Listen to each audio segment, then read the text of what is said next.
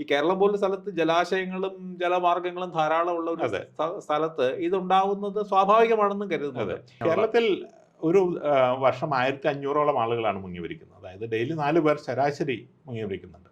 അതിൽ 3-ൽ കൂടുതൽ ആളുകൾ ഒരുമിച്ച് മുങ്ങി മരിച്ചാൽ മാത്രമേ അതൊരു വാർത്തയാകുകയുള്ളൂ. മറ്റതൊരു ലോക്കൽ ന്യൂസ് ആയിട്ട് അങ്ങ് പോകുമെന്ന് മാത്രമേ ഉള്ളൂ. ഈ മുങ്ങിമരണത്തിൻ്റെ കാര്യത്തിൽ 2 കാര്യങ്ങൾ പ്രാധാന്യമുള്ളതാണ്.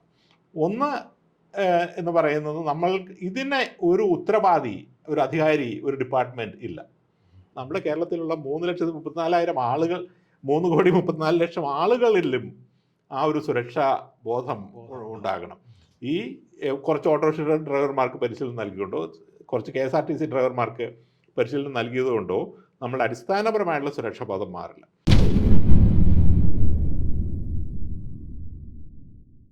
പുള്ളി ഇതുമായിട്ട് ബന്ധപ്പെട്ട് തന്നെ ഇതിനു മുമ്പ് പറഞ്ഞിട്ടുള്ളത് ഞാൻ ഓർക്കുകയാണ്. കാരണം ഈ കുട്ടികളുടെ ധീരതയ്ക്കുള്ള അവാർഡ് കൊടുക്കുന്നത് സംബന്ധിച്ച് വാസ്തവത്തിൽ അതൊരു തെറ്റായ ഒരു രീതിയിലാണ് പലപ്പോഴും അത് നടത്താറുള്ളത്. കാരണം ഒരാൾ വെള്ളത്തിൽ ചാടിപ്പോയാൽ അവരെ രക്ഷിക്കാൻ ഒരു പരിചയമില്ലാത്ത ഒരാൾ ചാടിക്കൂടാ. അപ്പൊ അവർക്ക് ധീരതയ്ക്കുള്ള അവാർഡ് കൊടുക്കുമ്പോൾ അതിനെ വാലിഡേറ്റ് ചെയ്യുകയും ലെജിറ്റിമൈസ് ചെയ്യണം. അത് നമ്മൾ അവസാനിപ്പിക്കണം എന്നൊക്കെ മുരളി പറഞ്ഞിരുന്നു. അത് നമ്മൾ ആ മുങ്ങി മരണങ്ങളുടെ ഇതിലേക്ക് പോകുമ്പോഴാണ് അത് പോകുന്നത്. അപ്പൊ മുരളി പറയാറുള്ള ഒരു കാര്യം, ഈ പറഞ്ഞ പോലെ ഇങ്ങനെ കേരളത്തിൽ ഏറ്റവും കൂടുതൽ നടക്കുന്ന അപകട മരണങ്ങൾ ഏറ്റവും 1-ാം സ്ഥാനത്താണ് മുങ്ങിമരണം. ഒരുപക്ഷെ റോഡപകടം ഇപ്പൊ എല്ലാവർക്കും അറിയാവുന്ന കാര്യമാണ്. കാരണം നിരന്തരം അത് പത്രങ്ങളിൽ വരുന്നുണ്ട്. പക്ഷെ ഈ മുങ്ങിമരണം ഈ പറഞ്ഞ പോലെ കുറച്ചധികം പേര് മുങ്ങിയാൽ ചിലപ്പോൾ ഈ കേരളം പോലുള്ള സ്ഥലത്ത് ജലാശയങ്ങളും ജലമാർഗങ്ങളും ധാരാളം ഉള്ള ഒരു സ്ഥലത്ത് ഇതുണ്ടാവുന്നത് സ്വാഭാവികമാണെന്നും കരുതുന്നത്. എന്താണ് ആ മുങ്ങിമരണത്തിന്റെ ഒരു അവസ്ഥ കേരളത്തിലെ? അങ്ങനെ കേരളത്തിൽ ഒരു വർഷം 1500ഓളം ആളുകളാണ് മുങ്ങി മരിക്കുന്നത്. അതായത് ഡെയിലി 4 പേർ ശരാശരി മുങ്ങി മരിക്കുന്നുണ്ട്. അതിൽ 3-ൽ കൂടുതൽ ആളുകൾ ഒരുമിച്ച് മുങ്ങി മരിച്ചാൽ മാത്രമേ അതൊരു വാർത്തയാകുകയുള്ളൂ. മറ്റതൊരു ലോക്കൽ ന്യൂസ് ആയിട്ട് അങ്ങ് പോകുമെന്ന് മാത്രമേ ഉള്ളൂ. ഈ മുങ്ങിമരണത്തിൻ്റെ കാര്യത്തിൽ 2 കാര്യങ്ങൾ പ്രാധാന്യമുള്ളതാണ്. ഒന്ന് എന്ന് പറയുന്നത്, നമ്മൾ ഇതിനെ ഒരു ഉത്തരവാദി, ഒരു അധികാരി, ഒരു ഡിപ്പാർട്ട്മെന്റ് ഇല്ല. ഇപ്പം റോഡ് സേഫ്റ്റിയുടെ കാര്യത്തിലാണെങ്കിൽ പല വകുപ്പുകളും, പോലീസുണ്ട്, റോഡ് വെഹിക്കിൾ ഡിപ്പാർട്ട്മെന്റ് ഉണ്ട്, റോഡ് ഡിപ്പാർട്ട്മെന്റ് ഉണ്ട്, അതിനുള്ള ഫണ്ടിങ്ങുകളുണ്ട്, റോഡ് സുരക്ഷയ്ക്കുള്ള ഇതൊക്കെ ഉണ്ട്. ഒരു അപകടം ഉണ്ടായിക്കഴിഞ്ഞാൽ ഒരു ഇൻഷുറൻസ് ഉണ്ട്, അങ്ങനെ പല കാര്യങ്ങളുണ്ട്. ഇവിടെ അതൊന്നുമില്ല. അപ്പോൾ ആരും ഉത്തരവാദിത്വം ഇല്ലാത്തത് കൊണ്ട് തന്നെ ആ വിഷയത്തിൽ വേണ്ടത്ര പരിശീലനമോ അവയർനെസ്സോ ബോധവൽക്കരണമൊന്നും നടക്കുന്നില്ല എന്നുള്ളതാണ് ഒന്നാമത്തെ പ്രശ്നം. രണ്ടാമത്തത്, ഈ റോഡ് വെള്ളത്തിൽ മുങ്ങി മരിച്ചാൽ വളരെ കുറച്ച് റിയാക്ഷൻ ടൈം മാത്രമേ ഉള്ളൂ. ഒരു ആൾ വെള്ളത്തിലേക്ക് വീണ് കഴിഞ്ഞിട്ടുണ്ടെങ്കിൽ പരമാവധി ശരാശരി 5 മിനിറ്റ്, പക്ഷെ പരമാവധി ഒരു 20 മിനിറ്റിനകം മരണം സംഭവിച്ചിരിക്കും. അപ്പോൾ ആ response time has to be very very quick. അത് ഈ അപകടം സംഭവിക്കാൻ സാധ്യതയുള്ള സ്ഥലങ്ങളിൽ അതിനൊരു റെസ്പോൺസിനുള്ള ആളുകൾ പ്രിപ്പയർഡ് ആയിട്ട് ഉണ്ടാക്കിയിരിക്കുക എന്നുള്ളത് എത്ര എളുപ്പമല്ല. കാരണം ഇത് സംഭവിക്കുന്നത് 100 കണക്കിന് പ്രദേശങ്ങളിലാണ്. നമ്മൾ മനസ്സിലാക്കേണ്ട ഒരു കാര്യം, നമ്മളുടെ ഏറ്റവും കൂടുതൽ മുങ്ങിമരണങ്ങൾ സംഭവിക്കുന്നത് ഏറ്റവും കൂടുതൽ ആളുകൾ തൊഴിലിന് വേണ്ടി കടലിൽ പോകുന്ന പ്രദേശത്തല്ല. ഇപ്പോൾ നമ്മൾ കോസ്റ്റൽ ഫിഷർമാൻ ആണെങ്കിൽ, ഇൻലാൻഡ് ഫിഷർമാൻ, കക്ക പാരുന്ന ആളുകൾ, അവരുടെ ഇടയിലൊന്നും അല്ല ഏറ്റവും കൂടുതൽ മുങ്ങിമരണം ഉണ്ടാകുന്നത്. ഏറ്റവും കൂടുതൽ ആളുകൾ മുങ്ങി മരിക്കുന്നത് ബോട്ട് അപകടങ്ങളിൽ പോലുമല്ല. ഒരു വർഷത്തെ ശരാശരി മുങ്ങിമരണം എടുത്തു കഴിഞ്ഞിട്ടുണ്ടെങ്കിൽ അതിൻ്റെ ഒരു 5% പോലും ശരാശരി ബോട്ട് അപകടങ്ങളിൽ നിന്നെല്ലാം ഉണ്ടാക്കുന്നത്. അപ്പോൾ ഇത് ഇൻഡിവിജ്വൽ ആയിട്ട് സ്ഥലങ്ങളിൽ കളിക്കാനോ ഇറങ്ങുന്ന ആയിട്ടുള്ള ആളുകളാണ്. അപ്പോൾ അവരുടെ ഒരു സുരക്ഷാ ബോധം അത് നിർമ്മിച്ചെടുക്കുക എന്നുള്ളതാണ് പ്രധാനം. അപ്പോൾ നമ്മൾ ബോട്ടിൽ പേഴ്സണൽ സേഫ്റ്റി എക്യുപ്മെൻറ്റ് വേണമെന്ന് പറയുന്നു, അത് തീർച്ചയായിട്ടും വേണ്ടതാണ്. പക്ഷേ നമ്മുടെ 100% ബോട്ടുകൾ 100% സേഫ് ആയി കഴിഞ്ഞിട്ടുണ്ടെങ്കിലും ഒരു വർഷത്തിൽ കുറയാൻ പോകുന്നത് 20 മരണങ്ങളാണ്. അപ്പോൾ 1500 മരണങ്ങളിൽ അതൊരു വലിയ ഡെൻറ്റ് ഉണ്ടാക്കില്ല. നമ്മളുടെ വീടുകളിൽ ബക്കറ്റിൽ ആളുകൾ മുങ്ങി മരിക്കുന്നുണ്ട്. അപ്പോൾ പലപ്പോഴും ആളുകൾ നീന്തൽ പഠിപ്പിക്കുന്നതാണ് സൊല്യൂഷൻ എന്ന് പറയുമ്പോൾ അവിടെ അത് മാറുന്നില്ല. കാരണം കൊച്ചുകുട്ടികൾ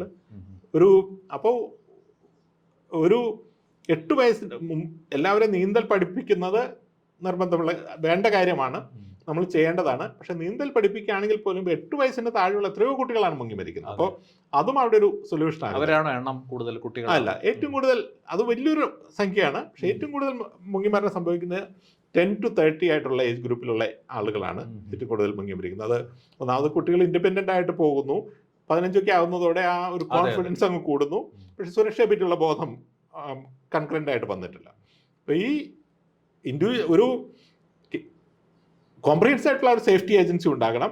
അതുണ്ടാകുന്നതിനിടയിൽ ഇൻ്ററീം ആയിട്ടെങ്കിലും ഈ മുങ്ങിമരണത്തിന് ഒരു ഗവൺമെൻറ് ഡിപ്പാർട്ട്മെൻറ്റിനെ നമ്മൾ അസൈൻ ചെയ്ത് ഈ വിഷയത്തിൽ സ്ഥിരമായി കൺസിസ്റ്റൻ്റ് ആയിട്ട് അവയർനെസ് റൈസിനാണെങ്കിലും സ്കിൽ ബിൽഡിങ്ങിനാണെങ്കിലും ഉള്ള ഉത്തരവാദിത്വം കൊടുക്കുന്ന ഒരു സംവിധാനം ഉണ്ടായിക്കഴിഞ്ഞാൽ ഏറ്റവും എളുപ്പത്തിൽ കുറയ്ക്കാവുന്ന കാര്യമാണ് മുങ്ങിമരണം. ഈ റോഡ് അപകടം പോലെയല്ല.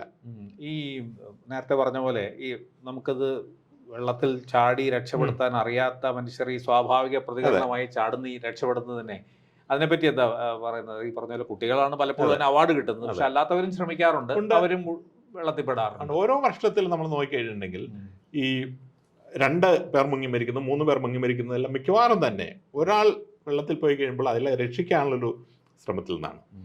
WHO ഈ കാര്യത്തിലുള്ള ഗൈഡൻസ് എന്ന് പറയുന്നത് ത്രോ ഡോണ്ട് ഗോ എന്നുള്ളതാണ്. അപ്പോൾ എന്തെങ്കിലും ഒരു കമ്പോ കൊഴിയോ കയറോ ഇട്ട് ആളെ രക്ഷപ്പെടുത്തുക എന്നുള്ളതാണ്. എടുത്തു ചാടുന്നതിലും അത് നമുക്ക് നീന്തൽ അറിയാമോ എന്നുള്ളൊരു കാര്യമില്ല. മറ്റാൾ പാനിക്കിൽ നമ്മളെ പിടിച്ച് വലിക്കുന്നു, നമ്മൾ 2 പേരും മുങ്ങിപ്പോകുന്നു, സ്ഥിരം സംഭവിക്കുന്നതാണ്. അപ്പോൾ എന്തെങ്കിലും ഒരു മെറ്റീരിയൽ ഉപയോഗിച്ച് അവരെ റിക്കവർ ചെയ്യുക, ആ സാഹചര്യം ഉണ്ടാക്കാതിരിക്കുക എന്നുള്ള ആണ് ആദ്യമായിട്ട് ചെയ്യേണ്ടത്. ഞാനെല്ലാം സ്കൂളിലെ കുട്ടികൾ എക്സ്കർഷന് പോകുമ്പോൾ അല്ലെങ്കിൽ കോളേജിലെ കുട്ടികൾ എക്സ്കർഷന് പോകുമ്പോൾ പറയുമ്പോൾ എന്തെങ്കിലും ഒരു ഇൻഫ്ലേറ്റഡ് ആയിട്ടുള്ള ടയറും ഒരു കയറും ഉണ്ടെങ്കിൽ രക്ഷപ്പെടുത്താവുന്നതേ ഉള്ളൂ. വെള്ളത്തിൽ നിന്ന് പറഞ്ഞാൽ രക്ഷപ്പെടുത്താമെന്ന് പറഞ്ഞാൽ അത്ര ബുദ്ധിമുട്ടുള്ള കാര്യമല്ല. കാരണം 90% ഇത് വെള്ളം തന്നെ നമ്മൾ തള്ളി മുമ്പിലേക്ക് വെക്കുന്നുണ്ടല്ലോ. അപ്പോൾ ഒരു ലിറ്റിൽ സപ്പോർട്ടിന്റെ ആവശ്യമേ ഉള്ളൂ. അത് മുൻകൂർ തയ്യാറായിരിക്കുക എന്നുള്ളതാണ് പ്രധാനം. പക്ഷെ ഇതെല്ലാം ഈ മനസ്സിലെ മനുഷ്യന്റെ മനോഭാവത്തിലും അതിനെ സംബന്ധിച്ചുള്ള ബോധവൽക്കരണത്തിനും വലിയ പ്രാധാന്യം ഉണ്ടെന്നുള്ളതാണ് പ്രശ്നത്തെ കൂടുതൽ ബുദ്ധിമുട്ടുള്ളതാക്കുന്നതും. സംശയമുണ്ട്. കാരണം നിയമവും സംവിധാനവും തീർച്ചയായിട്ടും ഒരു വലിയ പടി വരെ ഉണ്ട്, പക്ഷെ ആത്യന്തികമായി ഇത് നമ്മളെങ്ങനെ ഇതിനെ സംബന്ധിച്ചുള്ളൊരു അറിവ് കിട്ടുന്നു എന്നുള്ളത്. അപ്പോൾ അവിടെയാണ് നേരത്തെ പറഞ്ഞ പോലെ ഈ വളരെ കുട്ടികളായിരിക്കുന്ന സമയത്ത് മുതൽ ചെറിയ ക്ലാസ്സുകൾ മുതൽ ഇത് സംബന്ധിച്ചുള്ള പഠനം, പഠിപ്പിക്കൽ, സിലബസിൽ ഉൾപ്പെടുത്തുക മുതലായ കാര്യങ്ങളൊക്കെ പലതവണ പറഞ്ഞിട്ടുണ്ടെങ്കിലും അതൊന്നും വേണ്ടത്ര മുന്നോട്ട് പോയിട്ടില്ല എന്നുള്ളതാണ് നിർഭാഗ്യകരമായിട്ടുള്ള കാര്യം. 2 തരത്തിൽ നമുക്ക് ഇതിനെ കൈകാര്യം ചെയ്യാം. ഇപ്പം ഞങ്ങൾ പ്രൊഫഷണലായിട്ട് ഇതിനെ ചെയ്യുമ്പോൾ ഹാർട്ട് ആൻഡ് മൈൻഡ്സ് എന്ന് പറയും. ഒന്ന്, ആളുകളുടെ ഈ വിഷയത്തെ പറ്റിയുള്ള അവയർനെസ് കൂട്ടണം. ഇപ്പോൾ 10,000 അപകടങ്ങൾ നമ്മൾക്ക് ഉണ്ടാകുന്നുണ്ടെങ്കിൽ, 10,000 ആളുകൾ മരിക്കുന്നുണ്ടെങ്കിൽ, 100,000 ആളുകളെങ്കിലും ഗുരുതരമായി പരിക്കേറ്റ് കിടക്കുന്നുണ്ടാവും എന്നുള്ളതാണ് സാധാരണഗതിയിൽ പറയുന്നത്. ഇപ്പോൾ റോഡ് അപകടങ്ങളുടെ കാര്യത്തിൽ ആ സ്റ്റാറ്റിസ്റ്റിക്സ് ലഭ്യമാണ്. 4,000 ആളുകൾ മരിക്കുന്നു, 40,000 ആളുകൾ സീരിയസ് ആയിട്ടുള്ള ഇഞ്ചേർഡ് ആണെന്ന് ഉണ്ട്. മറ്റുള്ള അപകടങ്ങൾ സാധാരണഗതിയിൽ സ്റ്റാറ്റിസ്റ്റിക്സ് നോക്കിക്കഴിഞ്ഞാൽ ഉയരങ്ങളിൽ നിന്ന് വീണ് ഉള്ള ആളുകൾ നോക്കിക്കഴിഞ്ഞാൽ, കൺസ്ട്രക്ഷൻ സെക്ടറിൽ നോക്കിക്കഴിഞ്ഞാൽ നമുക്ക് അനവധി കാണാം പാരലൈസ്ഡ് ആയിട്ട് കിടക്കുന്ന ആളുകൾ.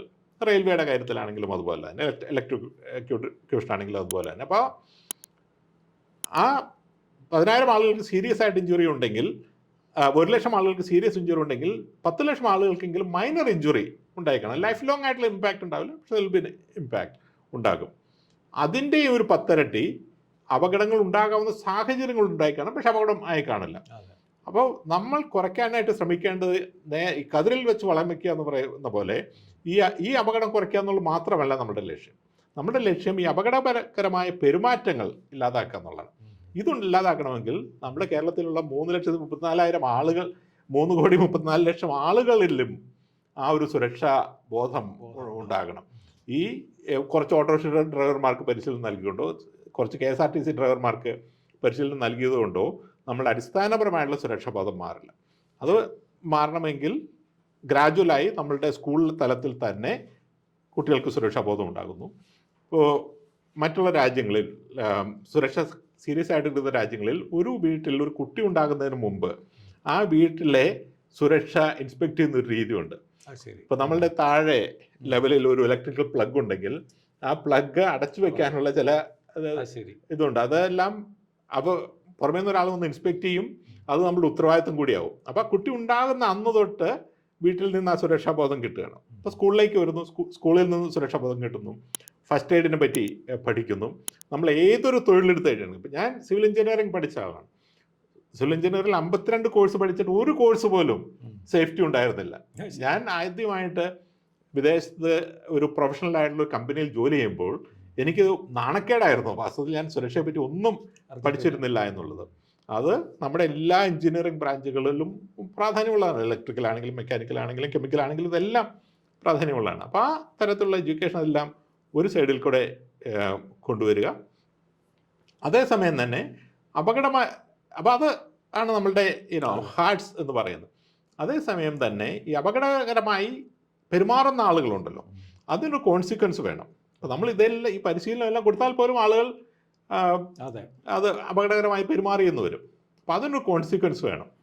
ഷെൽ എന്ന് പറയുന്ന കമ്പനി ഞാൻ ജോലി ചെയ്യുന്ന സമയത്ത് അവർ ഒരു പോളിസി കൊണ്ടുവന്നു, 10 ഗോൾഡൻ റൂൾസ് ഓഫ് ഷെൽ എന്നാണ് പറയുന്നത്. അവർ അതിന് 10 വർഷം മുമ്പുണ്ടായ എല്ലാ മരണങ്ങളുണ്ടായ അല്ലെങ്കിൽ സീരിയസ് ആയിട്ടുള്ള അപകടം ഉണ്ടായ എല്ലാ അപകടങ്ങളെ അനലൈസ് ചെയ്തു. പിന്നെ എന്തുകൊണ്ടാണ് അത് ഉണ്ടാകുന്നത് എന്ന് കണ്ടുപിടിച്ചു. 10 കാരണങ്ങൾ കണ്ടുപിടിച്ചു. എന്നിട്ട് പറഞ്ഞു ഈ 10 റൂൾസ് ഉണ്ട്, ഈ റൂൾ നിങ്ങൾ വയലേറ്റ് ചെയ്ത് കഴിഞ്ഞിട്ടുണ്ടെങ്കിൽ, if you violated a golden rule you have chosen not to work for Shell. അപ്പോൾ ഇമ്മീഡിയറ്റ് ആയിട്ടുള്ള ഡിസ്മിസലാണ്, വേറെ ഒന്നുമില്ല. നമ്പർ 1, ഹെൽമെറ്റ് വയ്ക്കാതെ യാത്ര ചെയ്യുക. അപ്പോൾ if you get out your house helmet ഇല്ലാതെ നിങ്ങൾ കണ്ടു കഴിഞ്ഞിട്ടുണ്ടെങ്കിൽ പിന്നെ ജോലി ഇല്ല, തീർന്നു. Chosen to get out not work for Shell എന്നാണ്. ഒരു ഡ്രിങ്ക്സ് കഴിച്ചിട്ടത് ഒരു വാഹനം ഓടിച്ചു, തീർന്നു. നമുക്ക് വാഹനത്തിലല്ല ഏതെങ്കിലും ഇതിലൊരു സേഫ്റ്റി കൺട്രോൾ ഉണ്ടായിരുന്നു, അതിനെ നമ്മൾ ഓവർ റൈഡ് ചെയ്തു. Okay, that's a golden rule, that's something which you should not do. സ്ഥാപനം തന്നെ സ്വീകരിച്ചിരിക്കുന്ന രീതിയാണ്. അപ്പൊ ഇതൊരു 10 ആളുകൾ ആ കോൺസിക്വൻസ് ഉണ്ടായി കഴിഞ്ഞിട്ടുണ്ടെങ്കിൽ ഇമ്മീഡിയറ്റ് ആയിട്ട് ആളുകളുടെ ബിഹേവിയർ ചേഞ്ച് ചെയ്യും. അപ്പോൾ അവയർനെസ്സിൽ കൂടെ ബോട്ടം ലൈനിൽ നിന്ന് ചേഞ്ച് ചെയ്യുന്നു, പക്ഷേ ഹെവി ഹാൻഡഡ് ആയിട്ട് മുകളിൽ നിന്ന് ചേഞ്ച് ചെയ്യുന്നു. ഇത് അപകടകരമായ പെരുമാറ്റമാണ്, അപകടം ഉണ്ടാകുമ്പോഴല്ല. അപ്പോൾ നമ്മൾ ഹെൽമെറ്റ് ഇല്ലാതെ പോയി, അപകടമൊന്നും ഉണ്ടായില്ലോ, കാര്യമില്ല.